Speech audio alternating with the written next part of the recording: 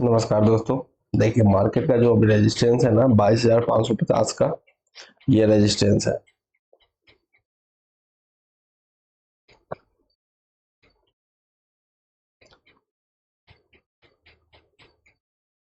तुमने चार्ट पे एक बार मार्क कर लीजिए कि जो 22,550 का है और मार्केट का ये जो सपोर्ट ये एरिया है 22,350 का।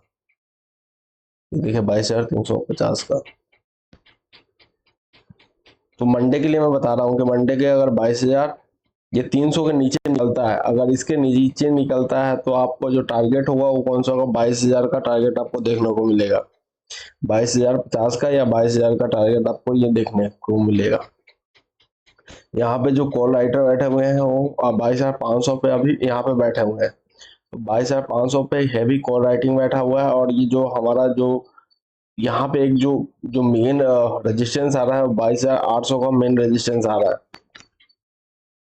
ये तो आपको चार्ट में मार्क होना चाहिए। देखिए 22,800 का मेन रेजिस्टेंस, अगर मार्केट इसके ऊपर निकलता है, अगर 22,550 के ऊपर निकलता है तो आपका नेक्स्ट टारगेट अपसाइड के लिए वो 22,786 766। आपको क्या करना है, डे चार्ट पे ये सब चीजें मार्क करके रखना है। जब आप डे चार्ट पे मार्क करके रखिएगा तब आपको दिखाई देगा। देखिए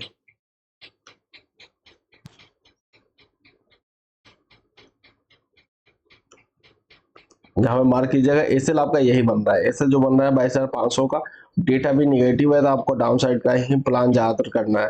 अगर अप साइड का प्लान करना है तो बेशक कम क्वांटिटी के साथ, अगर आप 100% ट्रेडिंग करते हैं तो फिर 10% ट्रेडिंग अपसाइड के लिए होगा, वो भी इसके ऊपर निकलेगा। अगर इस जोन में मार्केट कहीं रहता है तो आपको कुछ नहीं करना है, आराम से बैठना है। मंडे के पूरी चांस है कि आपको मूव मिले, डाउन साइड का मूव मिलने के लिए तैयार बैठा हुआ है। ठीक है, बेशक मार्केट ठीक है 22,300 के नीचे निकले तब आप डाउन साइड का प्लान कर सकते हैं। आ जाते हैं 15 मिनट के चार्ट पे कि 15 मिनट के चार्ट पे आपको क्या दिखाई दे रहा है। देखिए जो हमने बनाया है,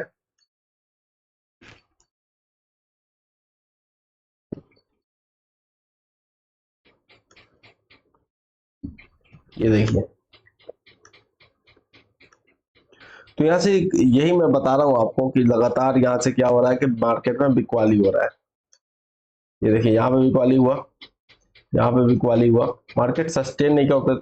अगर ये है, ये देखिए कब का क्लोजिंग है, ये आपको क्लोजिंग आपको दिखा रहे हैं। ये जो ये ओपनिंग है 11 मार्च का ओपनिंग है। ये जो ओपनिंग आप देख रहे हैं, ये ओपनिंग देखिए, यहाँ पे ध्यान दीजिएगा।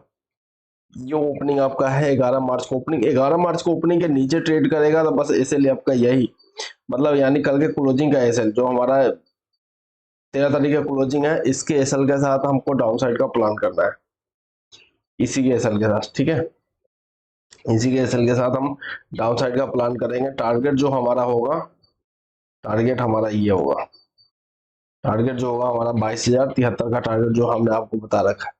तो देखिए मार्केट कभी भी बंद होता है तब आपको यहाँ तक का टारगेट, यहीं तक का टारगेट आपको देखने को मिलेगा।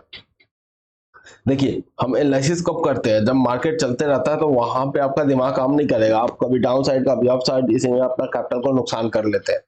तो मार्केट आपको फर्स्ट काम है कि मार्केट जिससे बंद हो जाता है उसमें आपको प्रेडिक्शन करना है। बंद हो जाए आपको कल का क्लोजिंग, कल का हाई लो, क्लोजिंग, ओपनिंग ये पता होना चाहिए, परसों का भी पता होना चाहिए। ठीक है, तो देखिए मार्केट लगातार क्लोजिंग कर रहा है, अगर इसके नीचे निकलता है तो टारगेट हमारा ये होगा, फर्स्ट टारगेट हमारा 22,073 का होगा और हम इसी के साथ एसएल, तो छोटा सा एसएल बनेगा आपको और यहाँ पे टारगेट आपको बड़ा दिखाई देगा। देखिए लगातार क्या हो रहा है, मार्केट में गिरावट है, गिरावट होने के बाद एक थोड़ा सा ऊपर के लिए ये गया तो जो ड्रेस का रजिस्टेंस था, अगर मार्केट खुदा ना खास्ते निकलता है 22,000 ये 500, इसके ऊपर अगर मार्केट क्लोजिंग देना चालू कर देता है, यानी कल के हाई के ऊपर, ये कल का हाई है ना आपका, ये देखिए कल का हाई है, कल के हाई के ऊपर अगर क्लोजिंग देता है तो फर्स्ट टारगेट आपको 22,800 का भी दिखाई देगा, सेकंड टारगेट भी दिखाई देगा। अगर इसके ऊपर, अगर इसके नीचे रहता है, कल के हाई के नीचे मार्केट रहता है और क्लोजिंग के नीचे रहता है तो और भी अच्छा होगा। कल के क्लोजिंग, जो कल का क्लोजिंग क्या है 22,380 का आसपास का क्लोजिंग है, इसके क्लोजिंग के नीचे मार्केट रहता है और तो हम इसी के एसएल के साथ आपको ये डाउन साइड का प्लान बता रहे हैं। 300 के नीचे निकलता। अगर 300 के नीचे नहीं निकला तो हमें जबरदस्ती का ट्रेड करना तो है नहीं, जबरदस्ती का ट्रेड नहीं करना है। 300 के नीचे निकला तभी हम डाउन साइड का प्लान करेंगे, और 500 के 50 के ऊपर निकला तभी हम अप साइड का ट्रेड करेंगे, नहीं तो हम ट्रेड नहीं करेंगे। अप साइड के लिए जो ट्रेड करेंगे वो जब भी करेंगे 10% अपने फुल क्वांटिटी का 10% ही करेंगे, डाउन साइड का करेंगे तो बेशक 30 से 40% आप कर सकते हैं।